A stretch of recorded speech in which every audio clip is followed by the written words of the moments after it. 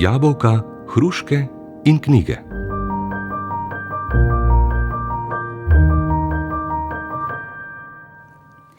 Drage poslušalke, cenjeni poslušalci, lepo pozdravljeni v novi epizodi podcasta Jabolka, hruške in knjige.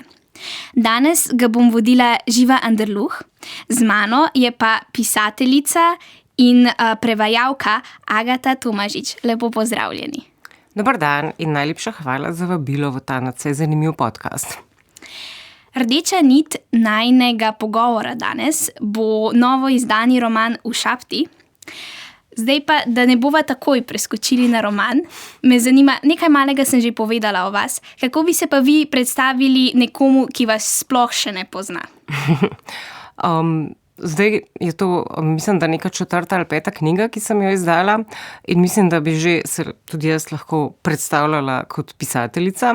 Na začetku, oziroma ko je šla prva knjiga, se mi je zdelo to malo pretenciozno in sem uvedla eno tako vmesno etapo piska, kar se mi zdi čisto simpatično, ker je to v bistvu iz neke vrste kalk iz angleškega writer, kar je lahko zajema pisce in piske, se pravi leposlovja in stvarne literature.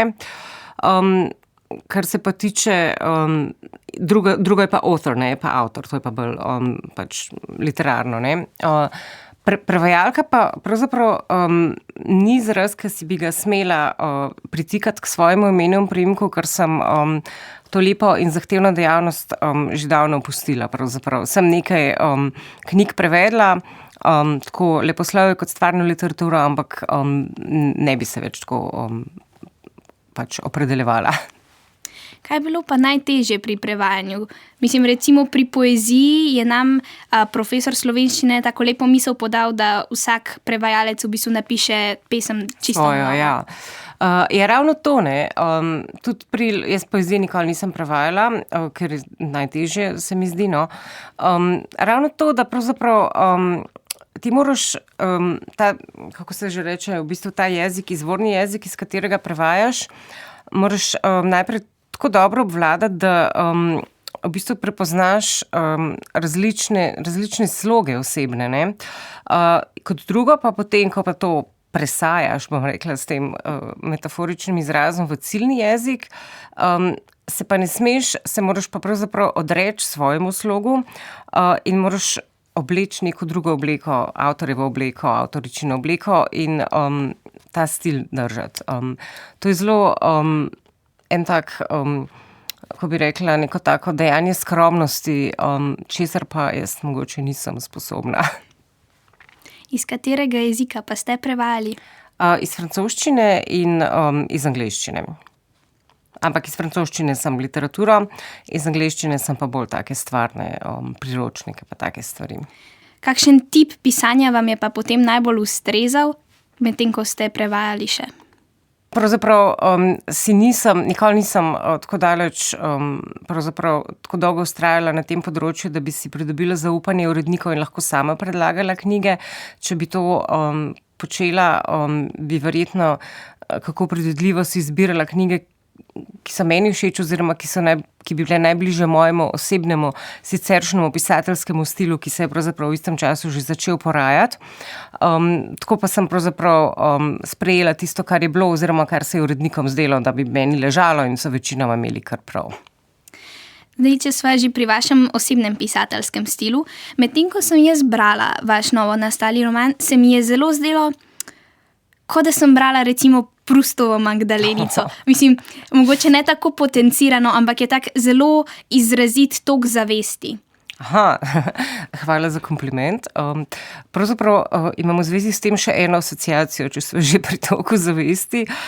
In sicer ne Proust, ampak Dorian Gray. Ko sem to pisala, namreč vezni členi pa matura. Mi smo imeli, jaz sem bila prva generacija mature, in za domače branje smo imeli obe deli, se pravi Prousta, mislim, da vse skoraj da, no. In pa od Doriana, od Oscara Wilda, sliko Doriana Graya. In ne vem, če ste mogoče tudi sami brali, v tem romanu nastopata dva lika, Lord Henry in Dorian Gray. Lord Henry tisti, ki je tak bon vivant, zgovoren, gospod, duhovit, ciničen, mislim, da je Oscar Wilde kar precej sebe van dal. Dorian Gray pa malo dolgočasen umetnik, ampak lep, ne? In zgodbo naprej poznamo, ampak ti dialogi, ki jo imata, zgodi se to, kar se seveda ne bi smelo zgoditi, in to, da se Dorian Gray navzame zlobe od Lorda Henryja. In jaz sem poskušala med tema dvema gospodoma, ki v tem mojem novem romanu nastopata, se pravi med doktorjem Vladimirjem Baumgartnom in Robertom Obrhom, vzpostaviti neko podobno dinamiko.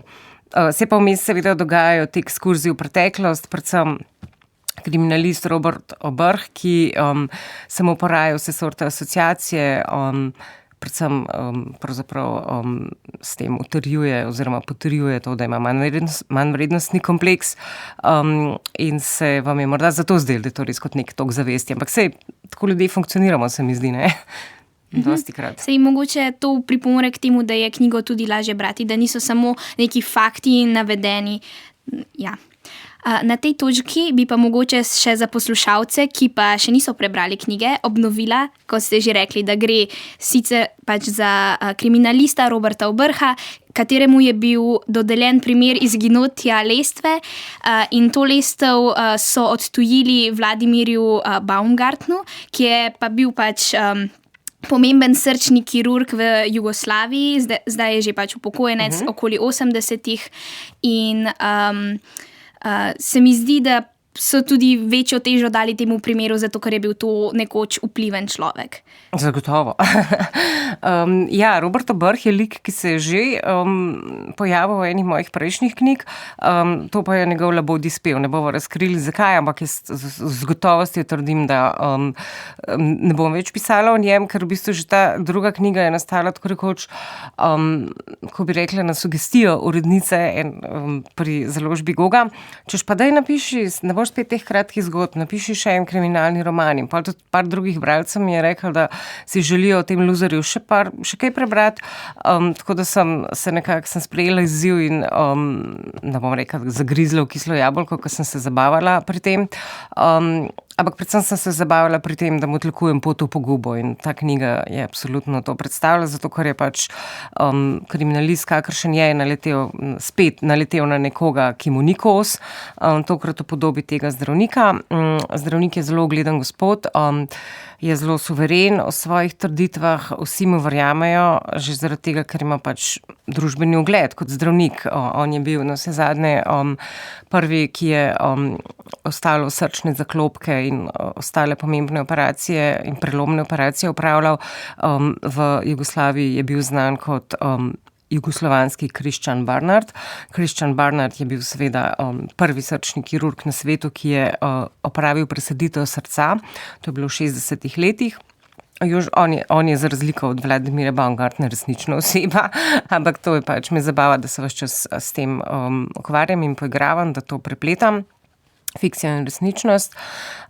In kriminalist pač pride na poziv svojega šefa, čigar oče je bil osebni prijatelj od Vladimirja Baumgartna, raziskati to izginotje oziroma to krajo lestve. Glede na to, da ta kriminalist ni, bomo rekli, več običajen policist, je to absolutno čudno. To je ne drugega narobe, skregano z načeli, bi rekla, kriminalistike. Ne moreš poslati pač kriminalista raziskati lestev, krajo lestve, ampak tako se zgodi in potem se kmalu izkaže, da pravzaprav je, tako kot je šef napovedal, da gre pri tem za nekaj večjega. In sicer doktor Baumgarten prišepne kriminalistu, ko odhaja, češ da ga nekdo hoče ubiti. In da je to zaslutil zaradi tega, ker mu je nekdo pobil golobe. In potem se ta zgodba začne razpletati. Doktor ima silno zanimivo zgodbo za seboj, deloval je v času nevrščenih, operiral je marsikaterega bodočega diktatorja, bomo rekli, ali pa člana tajne službe. Užitek ga je poslušati. Jaz sem se zelo zabavala, ko sem ta lik ustvarjala. In kot rečeno, nekaj je na tem, ni samo lestev.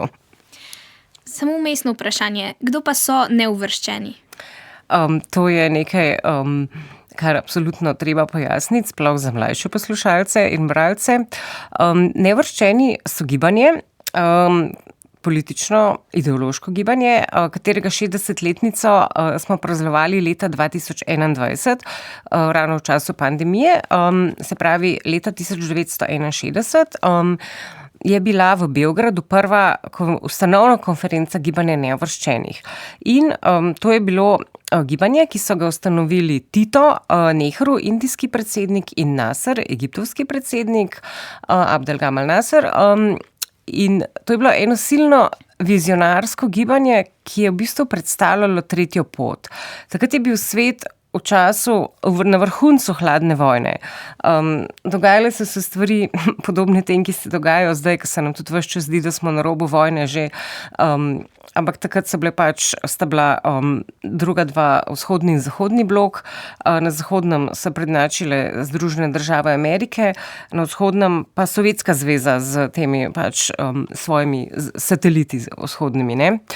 In Jugoslavija je potem po Informbiroju, ko se je Tito sporekel s Stalinom, dobila, pravzaprav ne ve se čisto dobro, kdo je dobil to genialno idejo, ampak meni, in jaz nisem edina, se zdi ta ideja genialna.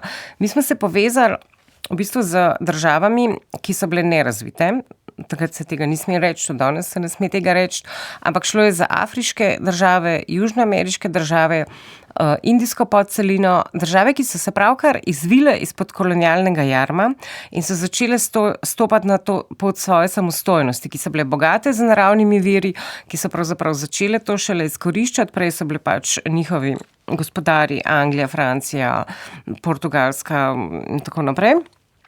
In zdaj so pa v bistvu skupaj z Jugoslavijo, ki po geografskem ključu absolutno ni sodila medne, so stopale na to tretjo pot, o kateri so pa v bistvu, je pa svet videl neko tamponsko cono. In tudi Jugoslavija je bila v bistvu na sredini geografsko med vzhodno in zahodno Evropo.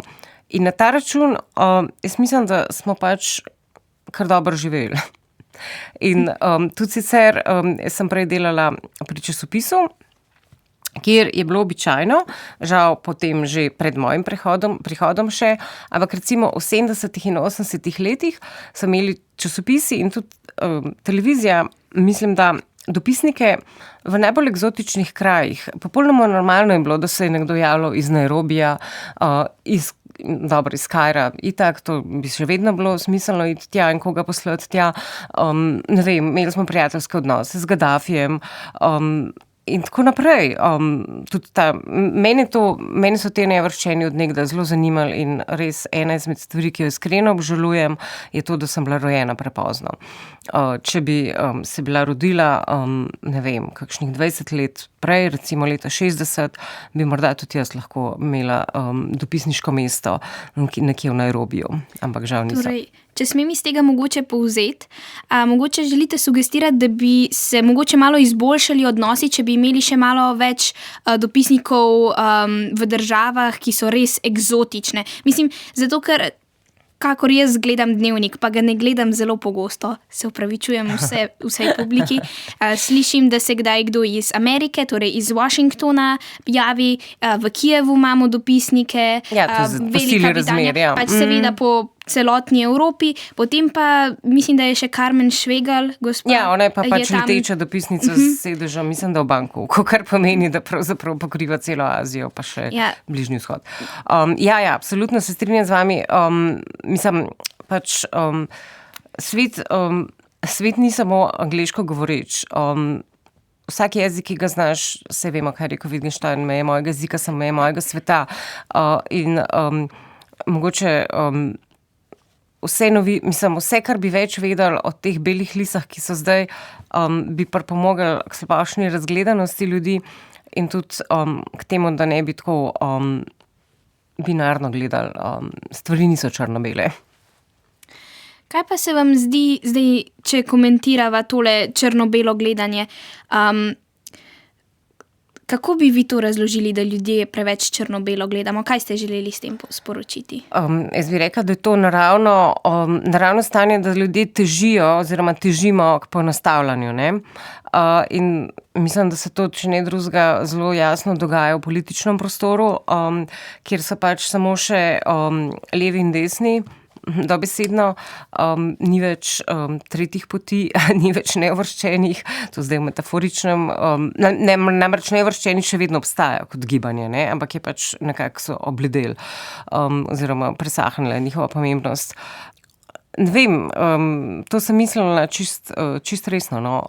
Stvari nikdar niso samo črno-bele in vedno so še vse nijanse med dodapane. Mislim, sej kot otrokom se nam vedno berejo pravljice, ki so pa res črno-bele.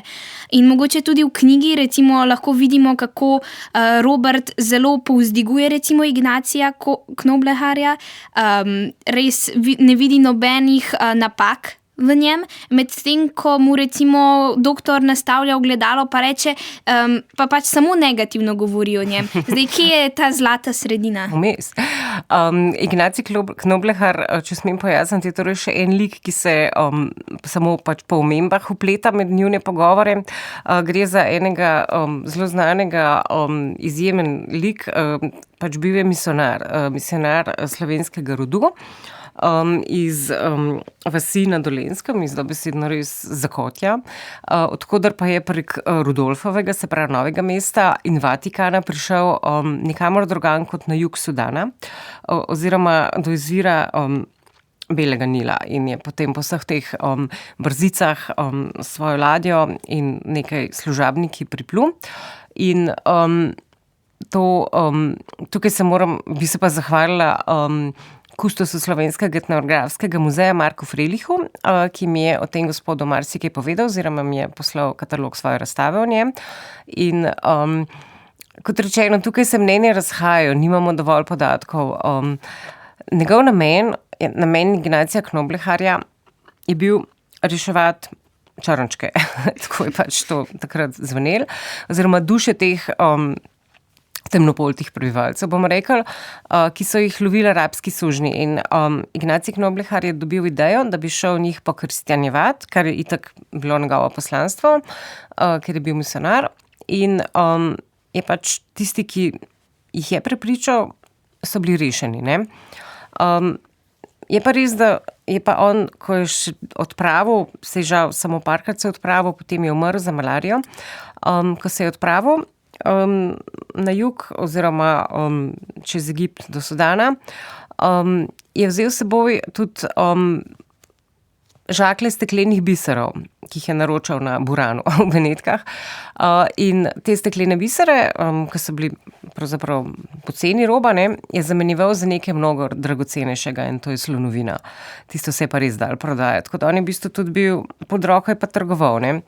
In zdaj njegovi nameni najbrž so bili res plemeniti, ne moramo pa spremeniti tega, da ni bil zraven še trgovec, ampak težko je primerjati to. Stekleni biseri jih je v bistvu prodal za nekaj več, kot so bili? Ja, seveda, ja. Stekleni biseri so v bistvu sploh pač tak sinonim za nekaj manj vrednega, ne. Vedno se je divjakom, pač spet v narekovajih, ne, če se pač predstavil ta čas. Mislim, ta knjiga je polna takih navedb žaljivih, ki se danes berejo grozljivo in to ne pomeni, da jaz pač imam taka stališča kot doktor Baumgarten, ampak zdaj se pač poskušava res predstaviti v tisti čas, ko je bilo, bom rekla, ko se je spodobilo govoriti o divjakom. Divjakom se je vedno ponujali steklene bisere, v zameno so pa recimo tudi konkvistadori dobili zlato, ne, v Južni Ameriki. Tukaj so dobili pa slonovino. Ja, to je pač opeharili so jih. Mislim, to se je dogajalo vse od tam 15. 16. stoletja naprej, pa tudi, tako kot ste prej opisali, pač da čuti belec to poslanstvo, da se vmeša v nek konflikt tam v Afriki in v bistvu od tega potem še on profitira. Ja, to je sjajno, to se več čas dogaja, to se v Kongu dogaja. Ja, mislim, ne, to je zdaj, če odpreva to temo, je brez veze, ker bo do jutri bo tukaj. Tako da, ja, mislim, suženjstvo se pa itak še vedno pojavlja. Mislim, žal v taki in drugačni obliki mislim, pač sej mi obleke, ki jih nosimo, ali pa upajmo, da jih ne, so naredili sužnji. Sam, da so pač niso privezani z verigami k stolu, ampak so privezani z mezdami in z grožnami. Čeprav se mi zdi, da recimo, zdaj sem jaz že 4. letnik in smo se ravno pri filozofiji pogovarjali, da v bistvu mogoče smo pa vsi ljudje na svetu dejansko kot novodobno suženjstvo, suženjstvo, da smo sužnji nekih idej, ki se nas lastijo in recimo, ne vem, smo imeli ta mit o mladosti, kako ogromno žensk sledi temu in potem si spreminja telesa, ampak to je spet neka čisto druga tema. Se to je čisto zanimivo, legitimno gledanje, ampak po mojem, da je treba ločiti suženjstvo v tem dobesednem fizičnem pomenu, ko so ljudje res fizično onemogočeni oziroma ne morejo oditi, pa v tem psihičnem, vsi smo zaporni, ko bi rekla, talci nekih idej, verjetno, ne. Tako da ampak se strinjam. Dober miselni eksperiment. Mislim, sej filozofija. Drugače je pa v knjigi tudi zapisano, da so divjake še mislim, da na Nizozemskem imeli v v Belgiji. To je absolutno res. Mislim, Belgijci so bili eni najhujših, to je dejstvo. V Kongu, mislim, da je Leopold I, pa ne vem, če ne 2 milijona ljudi pobil. In to je tudi Tervuren je en muzej pri Bruslu, kjer je do pred kratkim, mogoče do 2005, je bilo videti dobesedno res nagačena trupla temnopol tih ljudi. Potem so jim nekako dopovedali, da se to res ne spodobi več in so to postavitev spremenili. In zdaj v bistvu tam razstavljajo umetnost pač afriških držav in tako naprej. Ampak svetovna razstava, ne vem, leta 57 se mi zdi, ko je bila Expo pač, ne, ko je bila v Bruslu, so imeli tam afriško vas z afriškimi prebivalci, živimi. Expo je bil že leta 57. Prvi najbolj znani je bil itak leta 1897 v Parizu in dediščina tega je Eiffelov stolp. Mislim, sem še ne podučena na tem področju. Ne, to smo se mi pri francoščini učili, kjer so nas indoktrinirali z idejo francoske večvrednosti, zato vem. No, recimo zdaj, če sva recimo pri tej večvrednosti, se mi zdi, da v vsaki družbi, tudi recimo pri golobih je lepo opisano v knjigi, da takoj dobijo eni občutek več vrednosti in potem se v bistvu hierarhija se sestavi. A je mogoče to naravno za družbo? Pač skoraj povsod so ene hierarhije. To je zelo naravno. Zanimiv primer recimo je tudi čebeljak. Slavoj Žižek je to primerjal leta 2023, ko je bila Slovenija gostja na Frankfurtskem knjižnem sejmu in je govoril o tem, da čebele imajo en najbolj teh avtoritarnih sistemov.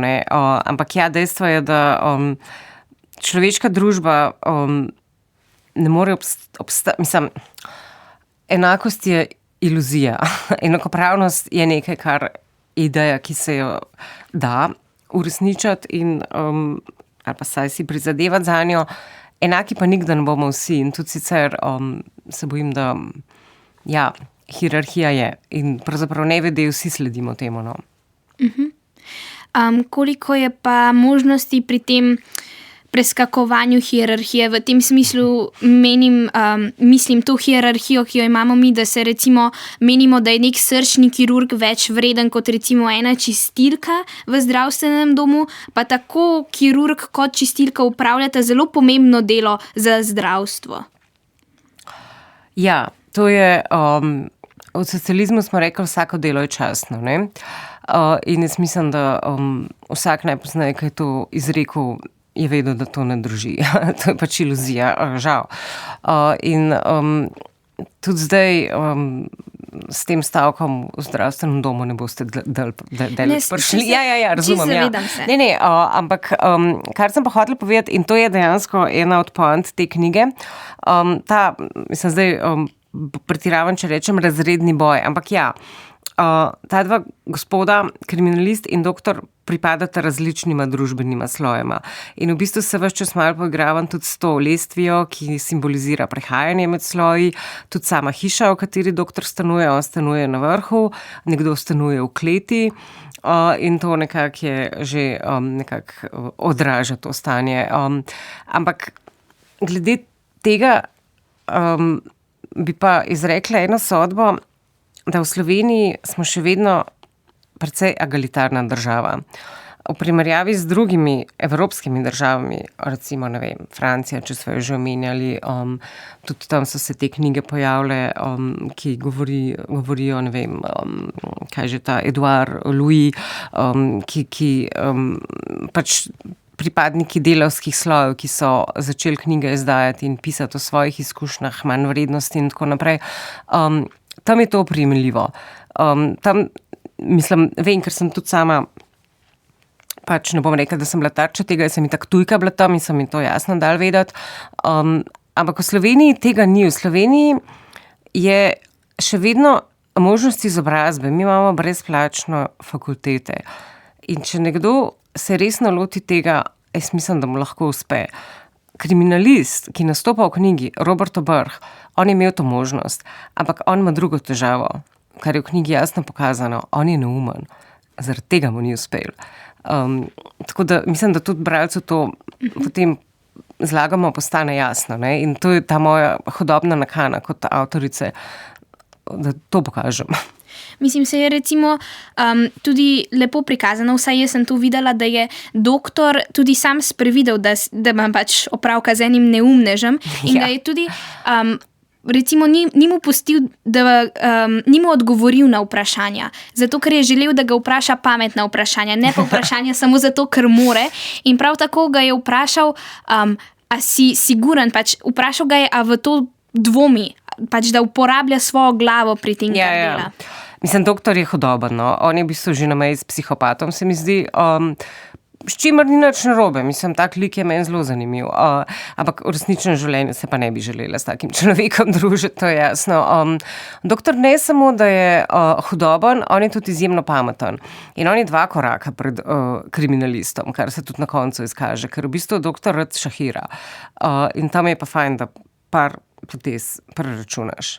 In doktor je vse jasno, kako in kdaj in kaj bo naredil kriminalist, ker ga je že tisti prvi prizor, ki je na vratih se znašel in je bil najprej tako mal, doktor je gledal van tako napeto, potem so se pa njegova usta raztegnila na smešek, ki je ostal na njegovem obrazu v bistvu do konca.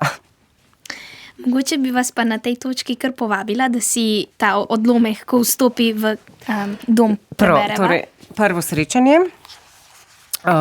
Torej Robert Obrh se ukloni zahtevi svojega šefa in se na njegovo željo poda po poteh izginotja lestve. Vstopi v stanovanje in potem sledi tole. Potem pa se je začel ozirati po prostoru, kamor je pravkar vstopil. Ne le kot kriminalist, ki je radoveden po službeni dolžnosti. Tokrat si je odkrito priznal, da predvsem kot slehernik, ki ne more skriti navdušenja nad tem, kar je že videl, in si želi videti še več. Bilo je, kot bi vstopil v muzej ali vsaj v knjižnico. Velikanska soba s prostranim panoramskim oknom je bila polna knjig, slik in vsakovrstnih drugih umetnin. Videti je bilo, da je doktorjevo stanovanje v najvišjem nadstropju bloka združeno iz 2. Višina stropa je daleč presegala standarde gradnje za delovno ljudstvo. Zidovi so bili v svetli krem barvi, enako kot velikanski usnjeni kavč, ki je kraljeval sredi prostora na posebnem podestu. Pred njim pa je stala mizica z marmorno ploskvijo z vzorcem šahovnice. Eno od sten je v celoti zavzemal knjižni regal, kjer so bile knjige ponekod kar v 2 vrstah, nagrmadene druga na drugo. Robert je kaj takega doslej videl samo v nadškofijskem arhivu, kamor si je izposloval vstop pod pretvezo, da išče neko listino nepogrešljivo za razvozlanje nekega zločina. In so mu verjeli. V resnici je raziskoval družinski rodovnik, vendar se je žal že kmalu po prehodu 19. stoletja tam nepovratno zagozdil in izgubil vsako sled za svojimi predniki. Na steni nasproti knjižnega regala s po Robertovi oceni nekaj tisoč knjigami je mogoče, da je doktor prebral čisto vse. So bile razobešene afriške maske. Izrezlane iz temnega lesa in okrašene z različnimi detajli so bile nekatere strahovito skremžene, druge groteskno nasmejane. Vsem pa je bilo videti, da so izbrane z okusom in razobešene po nekem skrbno domišljenem ključu. Navsezadnje so se že po barvi ujemale z odtenkom ladijskega poda, ki je bil prav tako iz nekega temnega, eksotičnega, bržčas afriškega lesa. Tudi čez Robertov obraz je legla maska. Masko strahospoštovanja. Tako torej žive intelektualci. Najlepša hvala za prebrano. Tega sicer nisem opazila med samim branjem, ko sem jaz brala, ampak zdaj so se mi kar podobe so se mi slikale in recimo ta mizica s šahovnico in same maske se mi zdi, da je zelo lepo pokazano, kdo je doktor in je vse to pokazano v tej sobi oziroma v stanovanju, v katerem živi. In mogoče, če dam primerjavo, tako je bilo recimo pri Zločinu in kazni od Razkolnikovega, ko recimo so tapete rumene barve ali pa kaj takega. Da, še en velik kompliment, hvala. Se pa tudi lepo se vidi, kako spoštuje tega doktorja. Recimo, zanimivo je, da vidi, kakšen je razkorak med življenjem njega, pač navaden slehernik, končal je policijsko šolo, kriminalist, ki mu preti odpustitev. Ves čas, ampak se zato, ker je len, to se je malo sam krivno. Vse to se potem recimo tudi odraža, recimo vidi se v odnosu z njegovo bivšo ženo pa z otroki. Medtem pa na drugi strani je pa intelektualec, doktor in potem pač mogoče je tudi to svojo intelektualnost in odprtost tudi izražal s svojim stanovanjem, kako zanimivo ga je opremil. Ja, ampak se to je pravzaprav ni težko, ne? Ker kot se potem izkaže proti sredini knjige, jasno, doktor ni od včeraj, no? Ampak pač si predstavljam, da to pohištvo je tudi podedoval od svoje družine, ki je že pravzaprav obstajala in tudi bila premožna in opremljala najbrž marsikatero stanovanje že prej, tako da najverjetneje on že kaj od tam prinesel. Te maske jih je pa on dobil v dar tudi na teh potovanjih, ki jih je opravljal v funkciji srčnega kirurga, kot sem rekla, knjige. Ampak ja, to se nabere, gospod ima vse zadnje malo čez 80 let, no.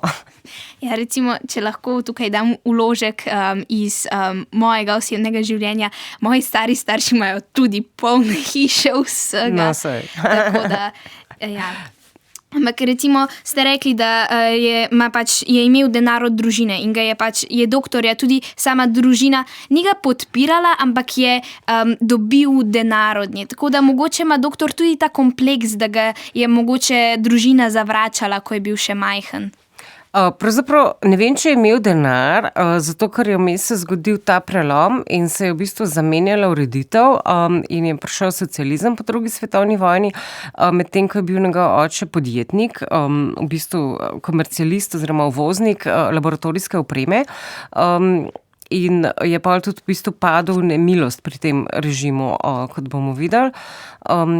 Ampak zagotovo je pa dobil nekaj drugega, to je pa socialni kapital in to samozavest.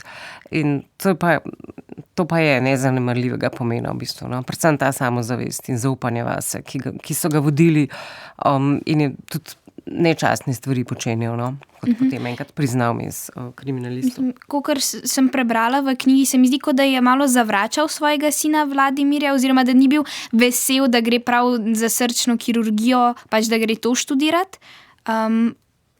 Ja, mislim, pravzaprav se oče niti toliko okvarjal z njim, no. Mislim, da je morda očetu je šlo vendarle samo za posle in je to pravzaprav temu je bila namenjena večina njegovega življenja. No? Medtem ko recimo drugače, pa oče od gospoda Roberta mu je želel dati veliko, niso imeli denarja, pa je recimo kupoval enciklopedije, pa Robert ni zgrabil te priložnosti in v bistvu mu je potem seveda pač učital, zakaj pač postal policaj, če sem ti jaz sem ti toliko sem ti dal, položil sem vate. Ja, to je ta pogost učitek, se mi zdi, ko starši potem tako ali pa drugače ponavljajo, ne glede na to, ampak ja, mene je zabavala, no, ta Dejansko je to tako včasih bilo, zdaj se mi zdi, da knjige res zgubljajo ta pomen, ampak se mi zdi, da knjige se res včasih kupovalo na metre in ravno te leksikoni, ta zbirka leksikonov je nekaj, kar si predstavljam, da bi dal nek tovarniški delavec svojemu sinu, željo, da bi to kot ne vem, s čudežnim ljakom si zlil glavo in potem postal profesor ali pa karkoli. Mislim, profesor v tem, ko bi rekla, generičnem pomenu, tako kot včasih rečejo ljudje iz takih slojev, rečejo, ta je pa profesor, pa je lahko nekdo daleč od tega, da bi bil profesor, ampak to je pač neka funkcija družbena, no. Tako da ja, to je, žal se pač ta njegova želja ni izpolnila. Mislim, je recimo lep prikaz, kako starši želijo samo dobro svojim otrokom, pa hkrati recimo pozabljajo, da njihovi otroci niso oni in mogoče velikokrat vse, kar so oni naredili narobe v svojem življenju, potem to prenašajo na otroke in nočejo, da bi otroci naredili, ampak otroci se morajo tudi sami naučiti in živeti svoje življenje. Ja, to se mi je tudi, zato ste kar dobro opazili. Načeloma je tako absolutno, da vsi starši želijo najboljše in večinoma tudi je tako, no. Vsaj jaz nimam nasprotnih izkušenj, ampak vem pa, da obstajajo tudi starši, ki svoje otroke projicirajo svoje bom rekla, neizpolnjene želje, frustracije in tako naprej in si za otroke želijo, da bi dosegali neke cilje, ki jih sami niso, kar je absolutno recept za katastrofo, no. Mislim, sigurno se pa tudi to izvira iz otroštva njih.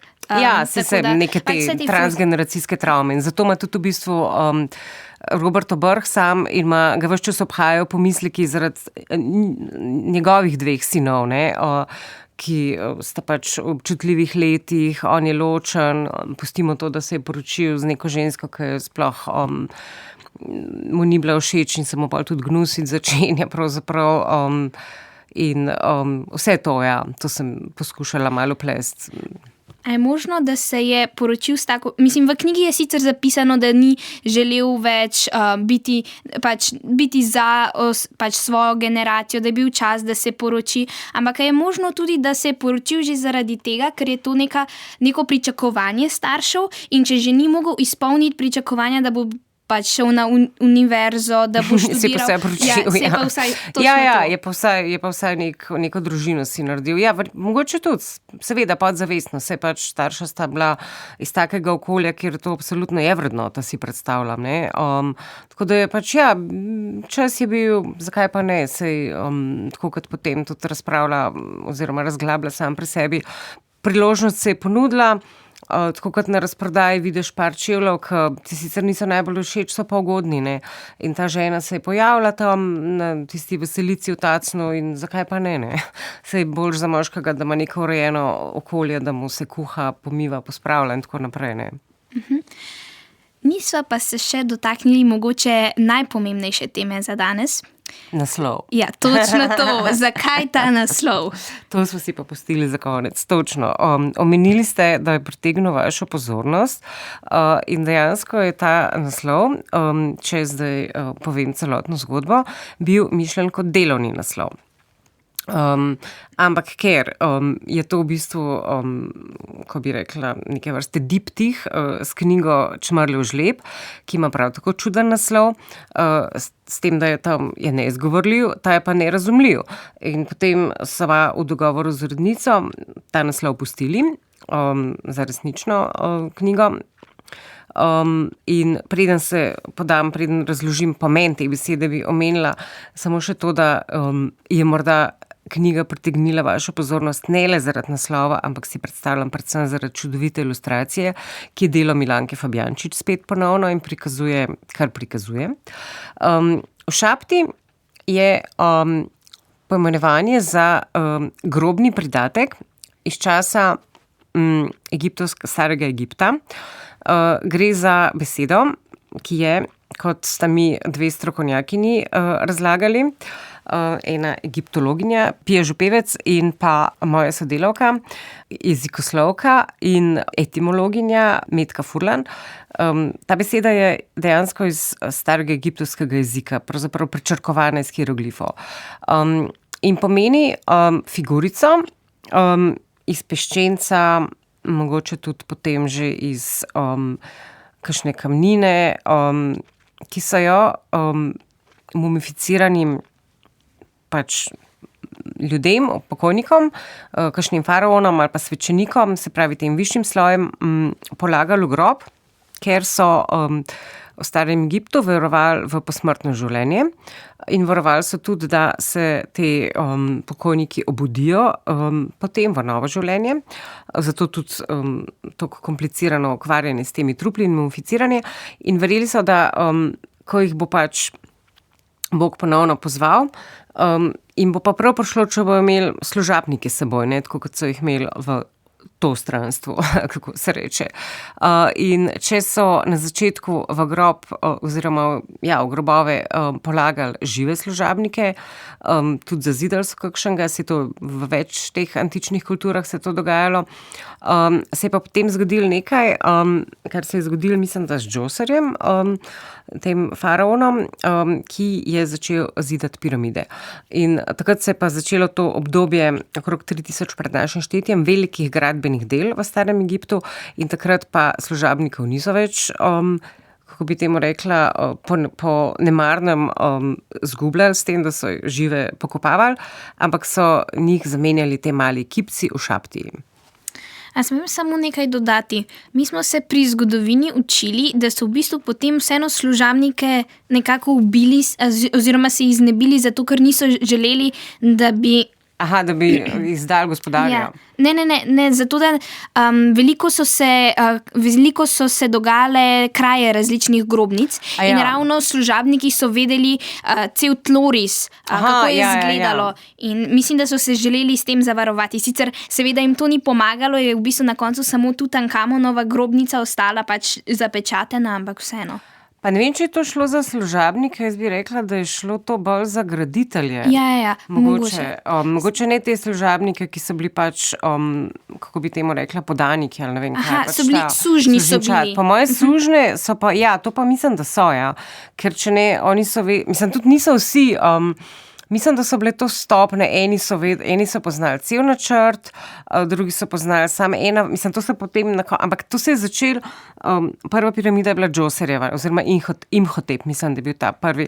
Prej so pa to, so bile pa gomile, ne, niti ni nujno bilo, da bi bili v bistvu pač neki načrti s kompleksnimi, kako se temu reče, blodnjaki in tako naprej. Ampak zagotovo, mislim, ljudje so bili potrošno robano takrat.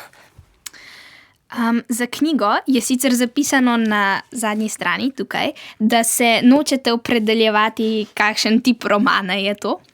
In potem seveda ne bom vas s tem mučila. Želim pa vseeno samo vedeti, kaj ste želeli sporočiti celotni publiki s tem romanom.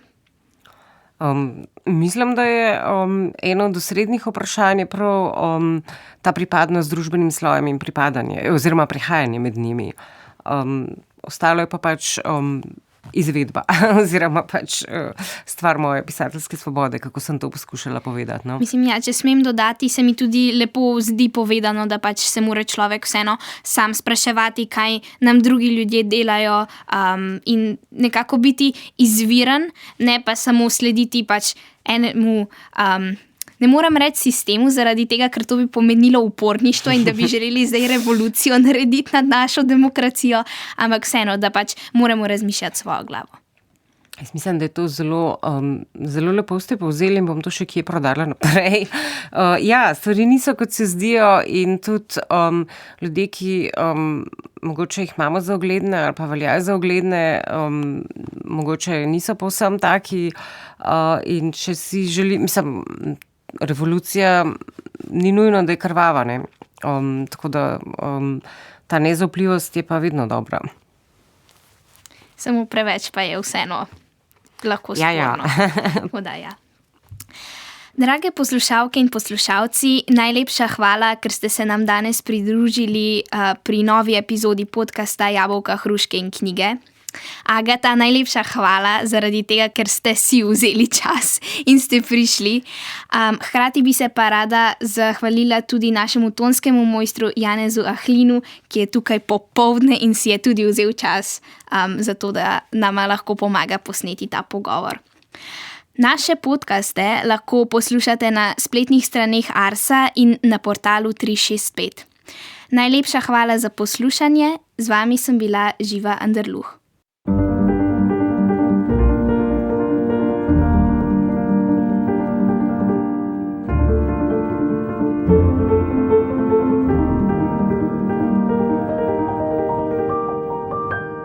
Jabolka, hruške in knjige.